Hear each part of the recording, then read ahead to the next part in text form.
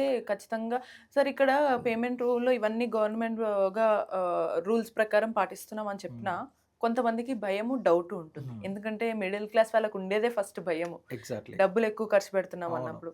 So, 5,999కే మీరు ఒక గజం ఇస్తున్నారు అన్నప్పుడు ఎందుకంత తక్కువకిస్తున్నారు? హ్మ్. నమ్మొచ్చా? హ్మ్. నిజంగా నమ్మి తర్వాత మనం ఏమన్నా మునిగిపోతే ఎలాగా? హ్మ్. అని భయాలుంటాయి. హ్మ్. వాళ్ళందరికీ మీరేమని సో, చెప్తారు? వాళ్ళకి అలాంటి టెన్షన్ ఏమి అవసరం లేదమ్మా. ఎందుకంటే వాళ్ళు స్వయంగా ఫీల్డ్ మీదకెళ్ళి చెక్ చేసుకోవచ్చు. 12,000 ఉన్న దాన్ని మాత్రం మనం 6,000కి ఇవ్వగలుగుతున్నాము. హ్మ్. ఈ 6,000కి ఇచ్చిన దాంట్లో వాళ్ళకి హద్దులు పెట్టిస్తాం క్లియర్‌గా. సో, అది వాళ్ళు చెక్ చేసుకోవచ్చు. మొదటిది. తర్వాత లీగల్‌గా డాక్యుమెంట్ క్లియర్‌గా ఉందా? లేదా? అనేది చెక్ చేసుకోవచ్చు. ఈ 2 అయిపోయాక వీళ్ళకి మనం ఈ బిట్ అమ్మేసి వెళ్ళిపోము. హ్మ్. వాళ్ళతో పాటు మన ల్యాండ్ గూడా ఉంటుంది.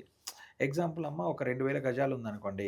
మనం అందులో 1000 స్క్వేర్ యార్డ్సే వాళ్ళకి అమ్ముతున్నాం. మిగతా 1000 స్క్వేర్ యార్డ్స్‌లో నేను గూడా వాళ్ళతో పాటు ఉంటున్నాను.